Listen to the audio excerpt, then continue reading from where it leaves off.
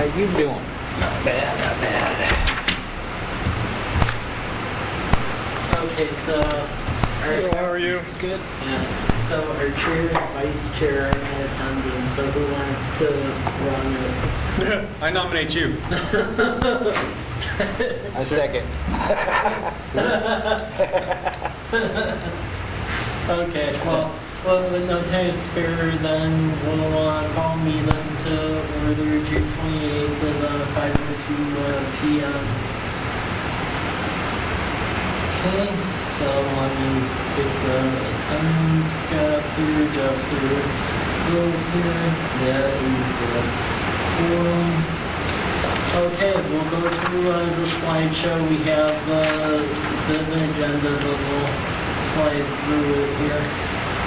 So we'll go over our housekeeping items and then some of the baseline data and some survey questions because we want to do an economic development strategic plan that builds into our comprehensive work. And then business recruitment update on that as well as update on our community events. Okay, so as far as housekeeping, the new website's up and we're updating that. It has a listing of all the businesses as well as links to websites and then any other information they may need. Coffee with the mayor and administrator, the June edition, that's tomorrow at 5 p.m. at Black Cup. That's where folks can stop by and ask Harvey and I questions. Included in your packet was some documentation from the Association of Washington Cities workshop that I went to last week because Washington State University is partnering with them to do a local investment network. So basically aligning investors and then grants and loans to help small businesses. So basically it's like that community development block grant application that went before you a couple months ago, except it's guaranteed money. It's not really a 50-50 chance if you build or not. So I talked with Jordan Campion when I was over there last week, and I believe I'll be able to get him here the next meeting next month to see if we could kickstart an initiative like that down here. Because right now they have very successful initiatives going on in the Chihuahua and then the Method Valley, and a couple of them out on the I-5 corridor. Thanks. Guaranteed, man? Yeah. Wow. Yeah. Do you like guaranteed, man? The EV charging station, that's moving forward. The council to approve it, which is a good thing. And the university, we have the signed lease from them, so that's going forward. The other thing I wanted to mention is there's a national endowment of the arts grant that's come out. It's called the Art Town Grant. And they basically underwrite public sculptures and art and things like that in Main Street corridors. So I was wondering, members of the commission's thoughts on that and what theme should we go after with that, or general thoughts about putting public art along College Avenue. Public art's always popular. Yeah. But, I mean, do you have any theme you're heading down the road with? On the overall college place? That's Something that could come in? That's currently like what we've been trying to work toward with the strategic plan, and the tagline that's in a draft strategic plan is basically a small town where basically living in Vernon. So basically dovetail on what's going on with the university with the fact that it's a small community. So something that encourages like the Main Street feel. The theme's great, but public art, I mean, anything you can get. I mean, you look at some of the random stuff you see in downtown Walla Walla or other communities, and it doesn't always have to be thematic. Mm-hmm. It can be interesting, and you know. So reach out to Mark Anderson at the Foundry, and you know they're in Walla Walla, but I mean they're casting some of the best art in the world right now. They're a huge organization, and maybe they've got something they can help you with, or lead you to some artists that would like to show stuff off here. Okay. So it's called the Foundry. Yeah, the Foundry, and the owner or managing partner is Mark Anderson. Okay. So Walla Walla.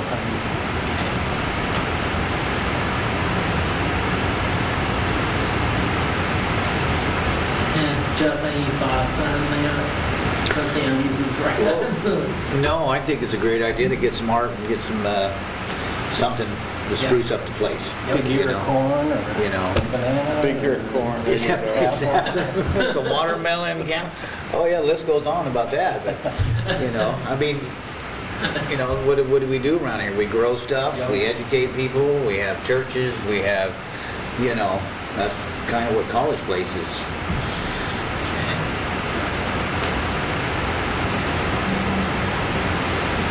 Okay, so that helps. The other thing I want to give feedback on is the last meeting where I gave the flash drives. Did anyone have feedback on that? Yeah, I put it somewhere. And I missed I the think my last meeting, grandson so- got a hold of it. God, look. Did it come through? Yeah, Okay. yeah. I haven't had a chance to spend a lot of time. Yeah, I apologize for that. Okay, well, we could get back to that. Well, what was on it? Just kind of. Basically, what was on it was some various data-driven flyers that just have information about basically the money that's out there from a retail perspective. So basically, the marketplace and local expenditure data from consumers in the area from Buxton, as well as demographic information from the census, and then also inventory of available properties for sale and lease with the Good zoning stuff. information, and then the contacts as Okay. well. And then it also had some pictures of the city as well in a separate folder in the Okay. flash drive. Okay, so we'll get back to that the next meeting. The other thing, just to make sure this commission's aware of, is our comprehensive planning process is actually starting. The contract was awarded last night to Greg Doran and Associates, so they'll be going in the whole next year. And we're deviating from the past practice with comprehensive plans because we very much want what I would view to the bare minimum of what could skate by GMA, which is the Growth Management Act, but we want something that the city will actually follow in the coming years. So we're actually thinking of doing a chapter that's just dedicated to College Avenue, and then another one that's dedicated to the commercial districts around Myra, and then State Route 125. So there'll be a lot of public participation through that, but then just be aware that that's heading down the turnpike here. So you have a community engagement plan in place for it? We're developing that right now. And yeah, there'll be quite a bit of that over the next year because we're under them to get that completed by June of 2018. And then the other thing I want to show for housekeeping is we are doing the wayfinding plan for the city, and we're trying to figure out basically where signage is going to go. And with that, with city wayfinding signage, you can't like put specific names of businesses on it because it's city signage, but you can name districts. So if we were to classify the where most of the businesses are by district, I was just wondering from this commission's opinion, what would be the proper names? We've had some work on this through the various design regulation public workshops, and the initial ideas that were thrown out was the area north by Rogers Bakery would be the North College Avenue Business District, the university, that's basically the university district down here, so basically from 4th all the way to 13th, that is like a downtown. And then the other areas, Walmart being Meadowbrook Business District, Commercial Drive likewise, being the commercial drive district, and then the Home Depot being the Myra Road business district. So does that sound reasonable, or is there other suggestions for that? It's reasonable to me. They're descriptive, Meadowbrook instead of business district, Meadowbrook Plaza or something sounds a little... Like there might be something there. Yeah, exactly. Yeah, right. If you can come up with something other than business district, you want to identify by the location, and I think that's great. But if there's some other, and then maybe Myra Road Business District is the best you got, but Meadowbrook, it is Meadowbrook Plaza. I've dropped the business district there. The downtown always sounds nice. Yeah. And if you, I don't know if you could go as far as saying historic downtown, maybe that's pushing it a little bit. It is kind of. There's some old buildings around there. So is there any work on this when they were looking at the larger wayfinding sign project as far as how college space would be laid out district-wise? From the documentation, I found it was very much based on landmarks at the time, which was like Lions Park, Kiwanis Park, the university. But as far as breaking down the shopping into actual districts, So that's what they had to do with the wineries, is breaking up into a bunch of different districts. and then in talking with WASDA, Department of Transportation, they're open to having signs along State Route 25, but you have to break it up into some sort of district configuration. I think the bigger question at hand with College Avenue is, does North College Avenue, is that separate from the downtown feel, or is that an extension of downtown? Well, that's a good question. Because It's there's been only, a lot of debate. what, 2 on miles? that. A mile and a half? Well, I think with the college breaking it up in the middle, it almost seems like a different Yeah. district. I've heard a lot of back and forth on that, so I'm not sure. I mean, to me, it seems like it should be 2 separate districts, but then there's folks who see it. All the way through. Yeah. So would you shrink the college district off College Avenue and make it solid, or have 2 pieces to it? I mean, if we were to do it as one district, I think it would just be as downtown, and then we have signs on both sides like welcome to downtown and call it as such. And then the university could be a sub-district. I just don't know if that's how the community sees it. And we've had questions about that, like in the strategic plan, it was very split. It was 50-50. Figures. Yeah. How many businesses are north of the university? There's like Bangkok 103, and there's Rogers. So there's a and- salon there now. A salon, and then there's another. yeah, Connections. Yeah. It's like a council. Like 4? agency, and then the Atlas coffee shop. Okay, so maybe, the only downside to me calling that downtown is downtown implies shopping and businesses, and it doesn't seem like there's a lot, there's a little bit, but there's not a lot north of the university. The majority of your businesses are down at this end of town, so for what it's worth, that's my 2 cents, and I think you can go either way and not be wrong. It's whatever feels right to the majority of your population. Yeah, because I mean, my initial take to that, at least from a planning perspective, is typically when you have that low of density of shopping and it's split by a university, it's then its own district, usually. Yeah. Do you have plans to have more businesses on that end? We're hoping to. We're trying to get engaged with the university because they have a long-term master plan, but it's more so for housing students as opposed to retail and mixed use. And it's a struggle because a lot of the properties that are being acquired are along College Avenue, and that whole retail component is missing in there. So we're trying to see if they'll think How's it mixed zoned? use. It's zone commercial. Yeah, it's zone commercial out there, and then as you get into downtown core, that's basically a mixed use zone where it's everything. But yeah, that's a bit of a struggle because that retail component's a bit missing. Well, that was actually helpful. I think we'll probably split it into the two.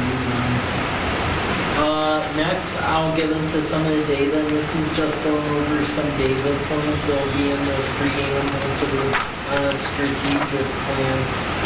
Because again, a lot of this demographic data dictates if folks want to essentially establish retail establishments here.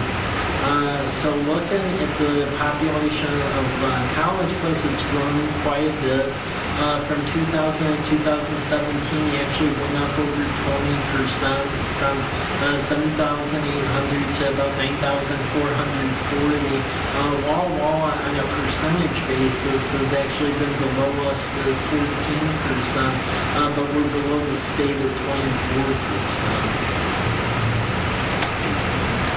As far as housing units, our housing has gone from 3,134 units up to 3,895, so that's a 24.3% increase, and it's actually above the state average at 22.8. And then the county and Walla are pretty similar at just north of 15% respectively. So is this multifamily and something? Yeah, it's counting everything all together. As far as unemployment percentages and employment, so folks who are employed for a college place has been 60.9%, and that's in the workforce, and that's actually above the 48.2% for the county. But a little bit below the average is 61% for the state, and this is for 2000, and then we'll look into the current picture. Unemployment for college places was actually below Walla, so 4.9% to 5.8, but above the state average of 4.1%. Fast forward then to 2015, the unemployment picture actually for the city of College Place got a bit better to 3.1%. While the city was 4.4%, and then the state stayed around 5%. So as you can see here, the employment picture here is fairly healthy. As far as poverty rate status, this unfortunately has gone up over the years. So College Place, we're still below the city of Walla, but we're above the county and then the state average. So College Place, that's gone from 11.3% in 2000 up to 14.8%. Below the 16.4 Walla, but we're still above the state, which is hovering between 7.3% in 2000 and then 8.9% in 2015. Median income in College Place, that has increased from $40,833 in 2000 to $42,704 in 2015. We're actually above Walla in this regard. It climbed upwards a tad between 2000 and 2010. It has continued to be above in 2015. We are, though, still below the county, and then we're significantly below the state average on median income. This is a labor employment dynamics tool that's put together by the Federal Labor Bureau, and this basically shows folks that basically are staying in the community and also work in the community, and then people leaving and entering the community. So the diagram to the left is 2002, which is the earliest they did this, and 2014 is the latest one available. As you can see here, the folks who basically are living and working in College Place has actually gone down since 2002. So in 2002 it was 470, and then in 2014 it was 341. And then likewise, though, both the movements of people that are employed in the selection areas, so people working in College Place, that's actually increased from 897 to 1436. So there's more people are working here. And then likewise, more people are working outside of College Place who live here at 2,181 and then 2666 respectively. So there's a bit of a mismatch here. So there's more jobs in here that people are taking, but it's not all going to College Place folks who live here. As far as where workers live, this is an interesting tool because you're actually able to see the top cities you're importing and exporting folks from. So as far as where workers of the College Place businesses live, this is a side-by-side of 2002 and 2014. The top in 2002 was College Place. However, by 2014, that was ceded over to City of Walla Walla. Some of the interesting things is looking at the early data from 2002. Vancouver, City of Vancouver was actually in the mix here at 1.1%, but then that went away by 2014 and then was replaced basically by closer localities such as the Tri-Cities, Eastern Walla Walla, and then Spokane. Then as far as where folks who live here are employed at, as far as the first two, it stayed fairly consistent. Walla Walla takes the lion's share. However, it did go down in 2002. It was 58.4%, and then it went down to 46.6%. Some interesting things is earlier on, you had Seattle and then Olympia actually showing up at 0.6 and 0.4. And then over the time into 2014, it's moved over to more eastern Washington localities, so it's became a little more localized that way. So that was some early level data. Now, on the printout in front of you is a survey. It was emailed out, but take a look at it and let me know by Monday how you think the questions are for that, because we'll send it out online and social media with the newsletters. And it's really to gauge shopping habits and to really get a feeling of what's missing in the community, what people want. That was alluded to a little bit in the strategic planning survey, but not nearly as much. And a lot of folks, because it was near the end, they actually just didn't fill out that part. So we need a targeted economic development survey to really gauge what people want. And a lot of the questions here were borrowed from Vancouver and Auburn, Washington. So with the data and then the question document, is there any questions or anything we should add on it? Did we get all the actual? Yeah, I was able to get a lot of data from her actual. She's good. Oh, yeah.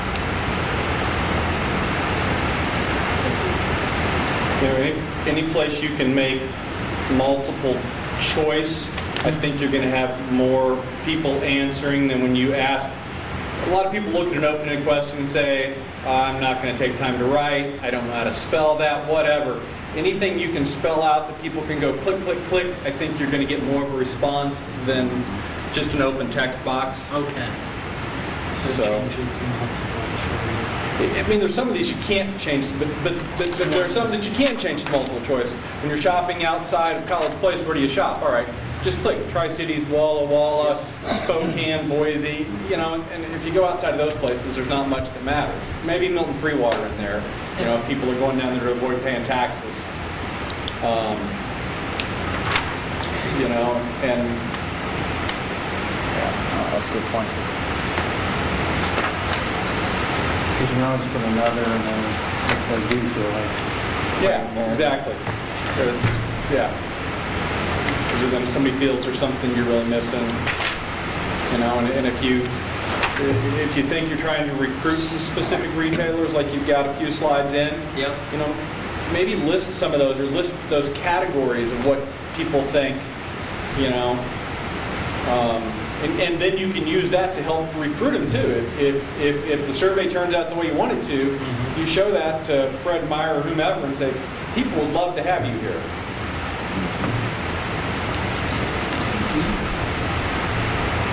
Any other thoughts? Questions?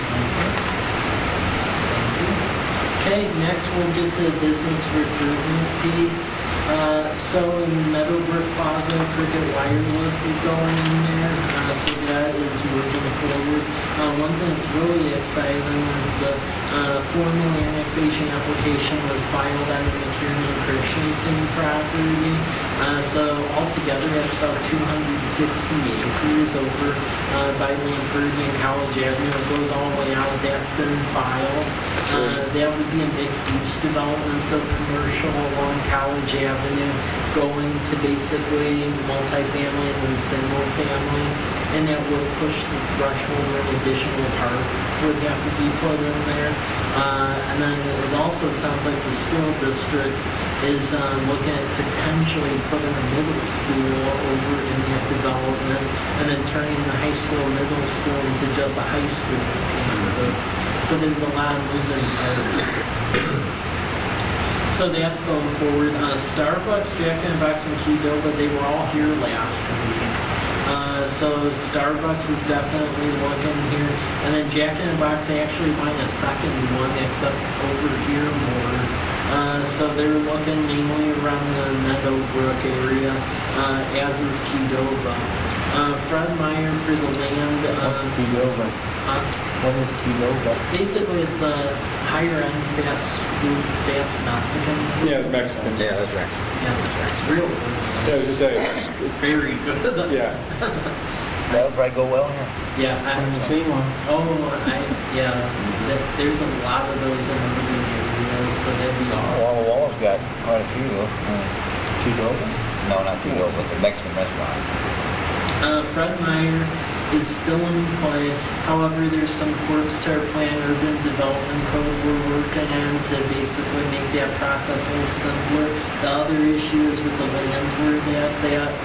Some of the folks who own some of the bigger pieces of property need to get a little more realistic with what this They're pretty proud of it. local economy can bear, because the Fred Meyer deal is right on the cusp of going south because of that, and Wall is pretty close to grabbing it, so we're trying, but we'll see what happens. A lot, that part of it's out of our control, so.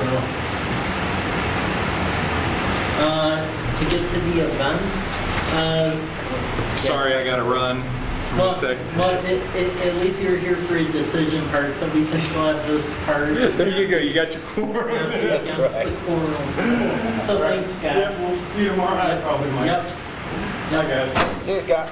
So as far as the events, the fireworks, we were able to get the whole green underway with the university. That's at the old Rogers site on Sunday, July 9th at dusk. And thanks to Pacific Power, and then Columbia REA, and then Black Cup and United Country for sponsoring that. Actually, we were able to double down on the amount of fireworks because we were able to get past the goal. So how are we advertising? So how we're advertising is it's on social media, it's in the city utility newsletter that's being sent out. Also, we have a radio advertising contract through KUJ and Jim Box, so he's always playing it on the morning show as well. And then the Union Bulletin, they're going to give us some pro bono advertising. No, that's good. So it'll Get be some nice. flyers around town would be Yep. helpful. Yep. So we're going to get the flyers out soon here.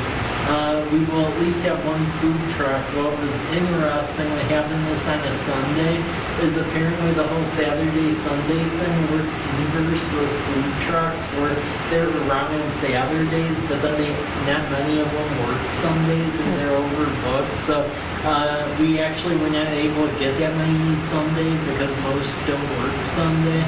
So we do have at least one that will be here. We're trying to secure more.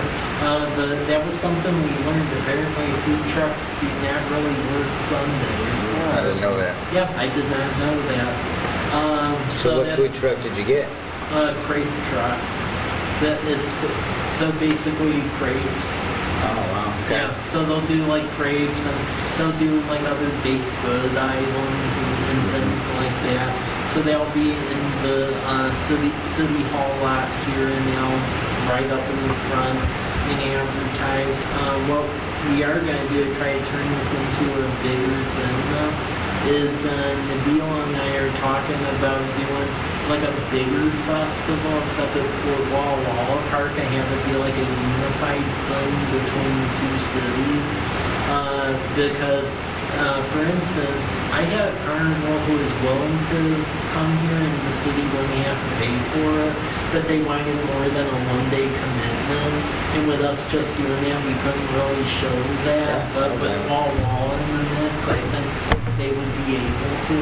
So that's a discussion point we're starting to have with them, and that would actually be separate than like their Fourth in the Park thing. It would be more like a summer thing the Yeah. week after it. But it would be right at the border of the two cities, so that way it's a joint thing. So we'll see how that works. As far as the Farmers and Artisans Market, that's going along great. We hired our farmers market coordinator. It's a student from the university, Micah Hall.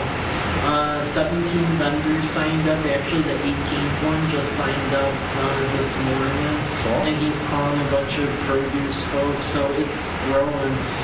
We're actually getting bands and various musicians to play for tips, so they will be here.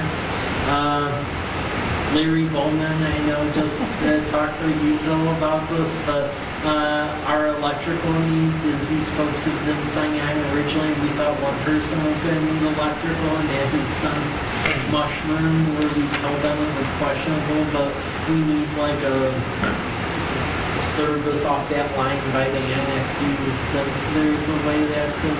Well, wait a minute. It doesn't look that difficult, or you have to have an estimator look at it, but you would have to have a panel and a meter pole there, so that we would have something. So what you need to do is get a request into the business center right away. Okay.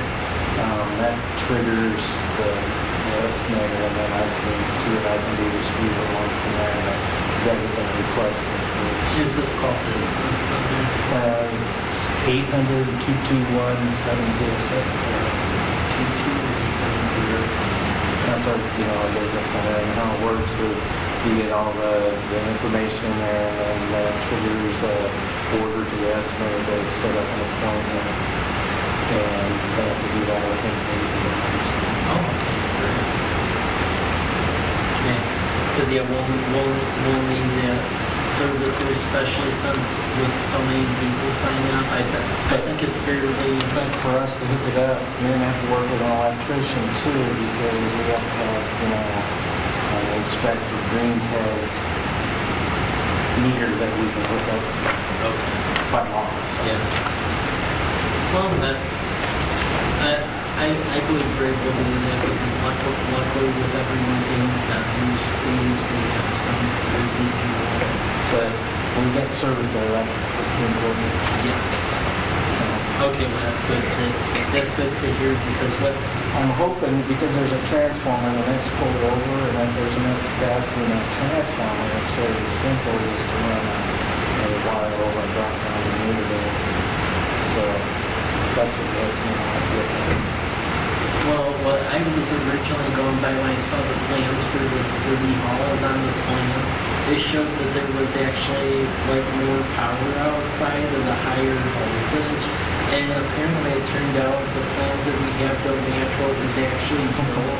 And as a cost saving measure, 2 of the lines that were in there, they never pulled in. And then where it looked like our lights out there were actually on the line that was on the map. Apparently it's on some other line at a lower voltage. Well, So, Larry said there's some circuit out of the basement. Because I was thinking, what if the plugs are each one of those pipes? yeah, that's I mean, when I looked at the lights and I saw the plugs, I thought this was like a no-brainer, but unfortunately it's turned into a bigger issue. Well, the problem is a lot of these food trucks, and when we face this out at the fairgrounds, is they want a 30 or 50 amp plug Yeah, to run the trucks. yep. So, it takes a lot more camping and stuff. The other thing I told Larry is as we can get this all put together in 4 weeks, the rental center's got what they call spider boxes. And then you just wire them in somewhere where you have 220 and it comes in, and they have all kinds of places coming in. Yeah, because that's what originally I was thinking we may be able to do if this didn't work out, because I know at Colfax when we did our farmers market, we had a similar situation, and it was basically a hard wire in a spider box. So, And I know the rental center, because we used to do that at the fairgrounds, and we used to do that too. So, yeah, if this was like a one-time thing, I'd go a spider box route, but with everyone signing up, I think this is going to turn into a more constant thing. So, and we're going to try in the budget next year to rebuild the parking lot, because the whole front part shot to include more trees and things, so it's more park-like. Yeah, because that's one of the complaints we've already heard from some of the vendors, that there isn't trees and so forth. But we're basically in catch-22 position right now, because Kiwanis Park is being ripped up for the reconstruction, and there's work at Lions Park, so there isn't really anywhere else to go. one thing before I forget, it's be helpful to get the poll number off that poll when you call in on the request, Okay. because that gives them a facility plan. Okay. Okay, well, we'll definitely call for. And I'll give those guys a heads up in the morning, because I'll be tomorrow afternoon, I'm down until after the 4. So that's why if we get it in on 11, and get that part going, and then we'll get that open. I'll call first thing in the morning, so that way we can get this going. So that's good, but yeah. They're open 24 hours a day. So that business center actually is? Okay, we'll call after this. But yeah, it's coming up quickly though, so first one will be July 27th, they'll go 4-7 here every Thursday until basically the end of October. That's great, we got 17, 18 numbers. Yeah. That's great.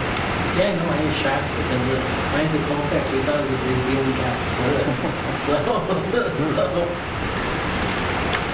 The Veterans Day, we're still trying to see if there's interest on that. The big problem is that a lot of the veterans get, it's hard enough as it is for them to make the Walla parade, so we're finding even having another day that's getting to be a little problematic. However, they were all excited about doing something on Memorial Day in College Place instead, so we're going to see if we can pull Veterans Day off, but if it doesn't look like that's going to go, they were definitely all in for Memorial Day next year, so that may just be one of those things where Walla gets Veterans Day. And That's a great idea. Memorial Day, so. Yeah, because Memorial Day is Yeah. huge. Yeah, so, There's really nothing going on, right? no, there's nothing going on, and they were more than happy to do a Memorial Day one. Well, so- let's go for that. Yeah, so where I think this is going, I mean, we'll still see if something could happen on Veterans Day, but the way it's looking, I'm thinking we'll plan for Memorial Day instead. And the Yeah, other, better weather, too. exactly. Yeah, that's the first thing, because it's usually cold and windy. Exactly. Then the last one's the Winter Festival that's been in the Visit Walla guide and everything else. That's going to be December 6th. We are going to try to organize a parade down College Avenue. Early talks with the schools and with everything else. I think we'll have enough folks to do a parade. It'd be a night one. And basically shut down College Avenue briefly from 12th down to 4th. And then we're working in agreement with the university to do fireworks again down at the Rogers site. So for the holiday one, we will be looking for sponsors again for this because this year for 2017, yeah, we didn't have money for commute. I made the mistake of thinking that there was a line item here for that because where I was previously at there was, but there wasn't. So we're trying to make it through this year. Yeah. So there'll be a request coming out like later in the summer to try and line that up. But any help to raise money to do fireworks would be Well, awesome. send me an email and I'll run it through the owners. That'd be Can help a great. little bit. That'd be great. And also if Andy's could be in a parade too, then Oh yeah, that'd be no, great, too. we usually are in that. Yeah. Well, it's Veterans Day one. Yeah. Yeah. Yeah, that'd be great. But yeah, we're trying to make that a bigger thing. And then the tree lighting, we're actually going to move that because we always did it by the fire department. But people thought that was weird because you can't see it off of College Avenue. So we're actually going to get a tree and put it right out in front of City Hall so you could see it off of You talked to Larry about that? Yeah. I did. Because he was talking about how they have on-street light bulbs having enough capacity. Yeah. The tree, and then bring it out there before. Yep, so yeah, we're gonna have to get creative with it, but it will be done somehow. But yeah, that will be December 6th, so be aware of that. That's really all I have for tonight. So the next one's July 25th, and any issues or concerns you have with the survey, let me know by next week because then we'll put it out to the citizens. I'll go over results at the next meeting and then we'll do a SWOT analysis on the status of event development and then the business recruitment as well. But that's why I have for tonight. Thanks. Scott had a really good point on the survey and our multiple choice before you see that. Yeah. No, that was great. Yep. That's all I have. It's on 4th Street. Yeah. You know if that's a public right away through there or private? So, to my knowledge, it's a public right of way, but it's a very narrow public right of way, so it's bordering right on the edge of. So our poles are right on the edge of the company? Apparently, it's no. Because I don't know their law up there. There's gonna like be some huge trees taken out. Yeah. At the moon. Some guy's got a carport built down there behind it. Shouldn't be there. Well, we apparently, I found the documentation, we have a signed agreement from him recognizing that it shouldn't be there, and should this construction project occur, he signed it then saying it would have to come down and be did so. Then the problem with going underground with existing housing on the street is that every house has normally have service, so they would have to have the whole entrance panel changed out to an underground service. So that's why it's difficult to go from overhead to underground in bigger areas. Yeah, I mean, maybe if the line could be just adjust a little bit, because the problem we're having is we're trying to accommodate the university because they still rent some parking along there, but then we're also trying to do sidewalks along there because there's no sidewalks on Fourth between Davis and Academy, and then we're also trying to fit in bike lanes on top of it. We're doing like a bike lane parking combo, and we're like. So do you know how far you need us to move over? Basically, I think it'd just be a couple of inches, because the problem is right now, it's like we're having like some bulb out issues where if those poles don't move, we're going to have to do these weird bulb out things. And apparently the city's gotten sued quite a bit before from people not paying attention and then ramming the bulb out and damaging their car.